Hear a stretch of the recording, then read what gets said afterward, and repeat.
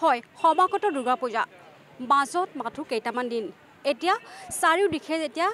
দুৰ্গা পূজাক আদৰিবৰ কাৰণে সকলো প্ৰস্তুতি তাৰে ব্যতিক্ৰমী হিচাপে গীতানগৰ ফিল্ডৰ যি দুৰ্গা পূজা প্ৰত্যেক বছৰে তেওঁলোকে এটা থিম লৈ দুৰ্গা পূজাখন পাতে এইবাৰো তেওঁলোকে এটা থিম লৈছে ৰাজপ্ৰসাদৰ এটা ললিতা মেহেল নামৰ যিটো এটা ৰাজপ্ৰসাদ আছিল সেইটো তেওঁ থিম লৈ তেওঁলোকে এই পূজা মণ্ডপ সজাইছে যেহেতুকৈ ইয়াতে পূজা কাৰ্যকৰ্তাসকল আছে যেহেতুকৈ আমি তেওঁলোকৰ যি কমিটিৰ যিসকল ব্যক্তি আছে আমি তেওঁলোকৰ মন্তব্য ল'ম যেহেতুকৈ এইবাৰ যিহেতু মুখ্যমন্ত্ৰীয়ে ঘোষণা কৰিছে তেওঁ বিত্তীয় সাহায্য দিব প্ৰত্যেক বছৰে তেওঁলোকে বিহু মঞ্চসমূহত তেওঁলোকে বিত্তীয় সাহায্য দি আহিছিল কিন্তু এই বছৰ তেওঁলোকে ঘোষণা কৰিছে যে পূজা মণ্ডপসমূহকো তেওঁলোকে এইবাৰ বিত্তীয় সাহায্য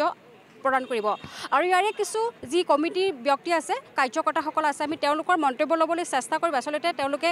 যোগাযোগ কৰিছেনে বিত্তীয় সাহায্যৰ কাৰণে আৰু তেওঁলোকে যি মণ্ডপসমূহ সজাই থৈছে সেই মণ্ডপসমূহ কিমানজন কাৰিকৰে কাম কৰি আছে আৰু কাৰিকৰসমূহ অসমৰে হয়নে নহয় এনেকুৱা কিছু কথা লৈ আমি তেওঁৰ লগত আমি কথা পাতিবলৈ চেষ্টা কৰিম প্ৰায় 70% কাম সম্পূৰ্ণ হৈছে কিন্তু বতৰৰ কাৰণে কিছু বেঘাত চাগৈ আহি আছে সেইটো কাৰণে নাজানো আৰু কিমান কেতিয়ালৈ শেষ হ'ব পৰা যায়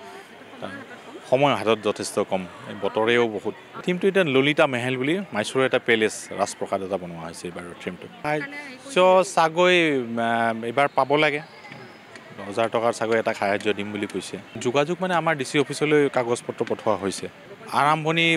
6ৰ দিনাখনৰ পৰা 9 তাৰিখৰ পৰা আৰম্ভণি হ'ব জুবিন গাৰ্গৰ গীতসমূহৰ ওপৰত আধাৰিত গানে কি আনে নামৰ এটা সুন্দৰ অনুষ্ঠান আপোনালোকৰ ওচৰলৈ আহি আছে অতি শীঘ্ৰে অহা 15 আগষ্টৰ পৰা ধেমাজিৰ পৰা প্ৰথম অডিশ্যন আৰম্ভ হ'ব আৰু সেই অডিশ্যনৰ যোগেদি বিভিন্ন কণ্ঠশিল্পীসকলে যিসকলে এই অনুষ্ঠানত যোগদান কৰিব বিচাৰে তেওঁলোকে এই অডিশ্যনৰ যোগেদি আগবাঢ়ি আহক আৰু জুবিন গাৰ্গৰ বহুত ভাল লগা গান আমি সদায় শুনি আহোঁ আৰু আপোনালোকৰ যদি ভাল লগা গান থাকে জুবিন গাৰ্গৰ আপোনালোকে গাই ভাল পায় তেন্তে অডিশ্যনত যোগদান কৰক মোৰ ফালৰ পৰা আন্তৰিক শুভকামনা থাকিল এই সম্পূৰ্ণ অনুষ্ঠানটোলৈ ধন্যবাদ